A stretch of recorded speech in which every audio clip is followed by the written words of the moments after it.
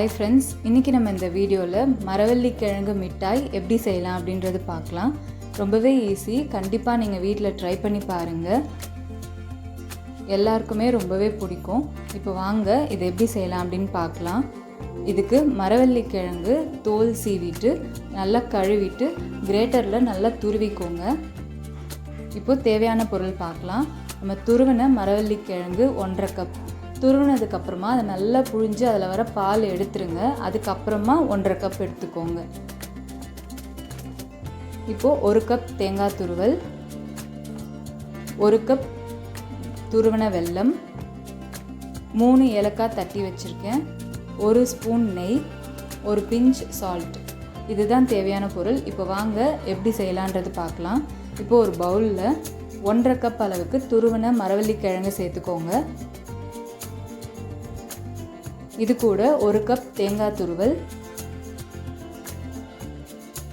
1 cup வெல்லம் சேர்த்துருக்கேன். இதில் டஸ்ட் இருக்காது, அதனால் நான் அப்படியே சேர்த்துட்டேன். பிஞ்ச் சால்ட் சேர்த்துக்கோங்க, ஏலக்காய் தூள், 1 ஸ்பூன் நெய். இது எல்லாத்தையும் சேர்த்துட்டு நல்லா மிக்ஸ் பண்ணிக்கோங்க. இந்த சால்ட் நல்லா அந்த ஸ்வீட்டை என்ஹான்ஸ் பண்ணி கொடுக்கும். அதுக்காக தான் நம்ம சால்ட் சேர்த்துருக்கோம். இன்னொன்று, இது வெல்லத்தில் செஞ்சிங்க அப்படின்னா நல்லாயிருக்கும். நீங்கள் பனங்கருப்பட்டிலையும் செய்யலாம், சர்க்கரையிலையும் செய்யலாம், உங்களோட விருப்பம் தான். ஆனால் வெல்லத்தில் செஞ்சிங்கன்னா ரொம்பவே நல்லாயிருக்கும். அதே மாதிரி மரவள்ளி கிழங்கு நம்ம வேக வச்சு சாப்பிட்ருப்போம். இந்த மாதிரி மரவள்ளி கிழங்கு மிட்டாயாக செஞ்சு பாருங்கள், ரொம்பவே நல்லாயிருக்கும்.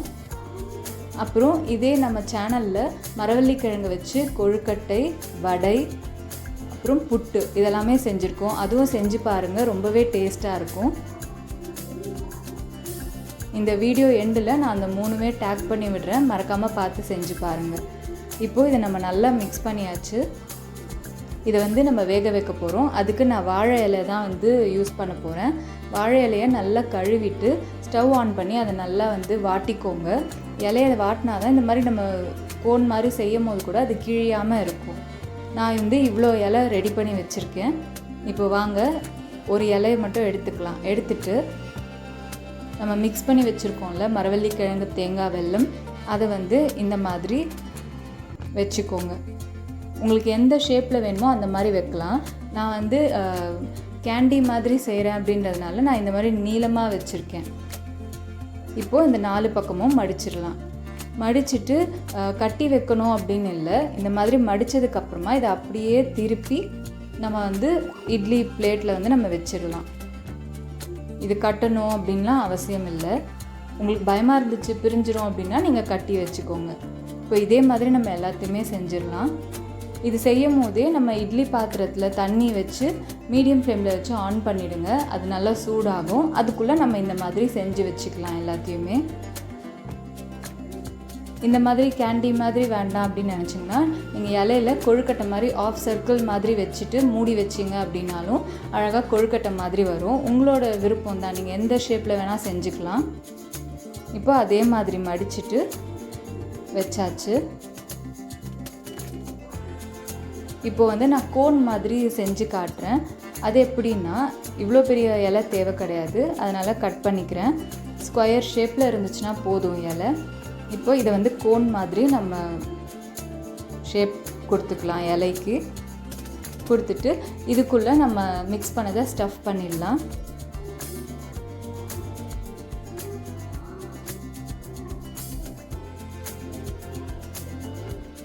ஒரு சிலருக்கு இந்த மாதிரி கோன் மாதிரி ஷேப் பிடிக்கும், ஒரு சிலருக்கு கேண்டி பிடிக்கும். அது உங்களோட விருப்பப்படி நீங்கள் வச்சுக்கோங்க. இப்போ உள்ளே நல்லா ஸ்டஃப் பண்ணதுக்கப்புறமா இதை நம்ம மடிச்சிடலாம்.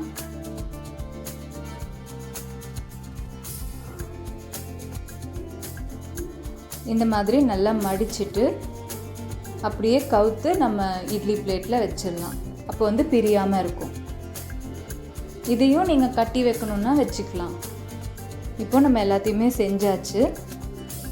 இட்லி பாத்திரத்தில் தண்ணி வச்சு மீடியம் ஃப்ளேமில் வச்சுருந்தோம்ல, அதுவும் நல்லா கொதிச்சிருச்சு. இப்போது நம்ம இதை உள்ளே வச்சிடலாம்.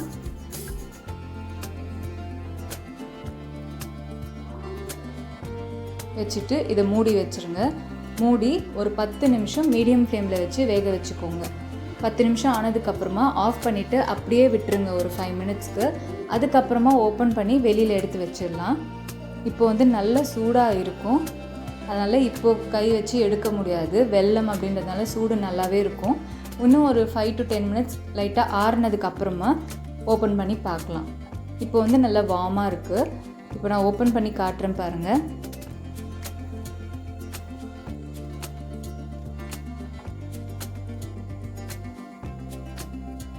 அந்த வெல்லம் கலரெல்லாம் ரொம்பவே அழகாக இருக்குது. கேண்டி மாதிரி வந்துருச்சு பாருங்கள். இதுக்கு தான் நான் இந்த மாதிரி வைக்க சொன்னேன். உங்களுக்கு எந்த ஷேப் பிடிக்குதோ வச்சுக்கலாம். இது குழந்தைங்க கிட்ட கொடுத்தா கூட அழகாக பிடிச்சிக்கிட்டு சாப்பிடுவாங்க, நல்லாயிருக்கும். உங்களுக்கு சப்போஸ் ஸ்வீட் வந்து அதிகமாக வேணும்னு நினச்சிங்கன்னா 1.5 கப் ஸ்வீட் சேர்த்துக்கோங்க, வெல்லம். அது கரெக்டாக இருக்கும். இப்போ நம்ம கோன் மாதிரி வச்சோம்ல, அதை ஓப்பன் பண்ணி காட்டுறேன்.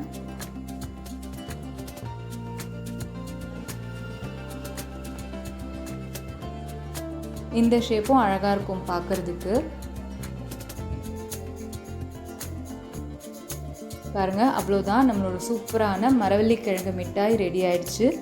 கண்டிப்பாக இந்த வீடியோ உங்களுக்கு பிடிச்சிருக்கும் அப்படின்னு நினைக்கிறேன். பிடிச்சிருந்ததுன்னா லைக் பண்ணுங்கள், ஷேர் பண்ணுங்கள். சப்ஸ்கிரைப் பண்ணாதவங்கெல்லாம் மறக்காமல் சப்ஸ்கிரைப் பண்ணி சப்போர்ட் பண்ணுங்கள்.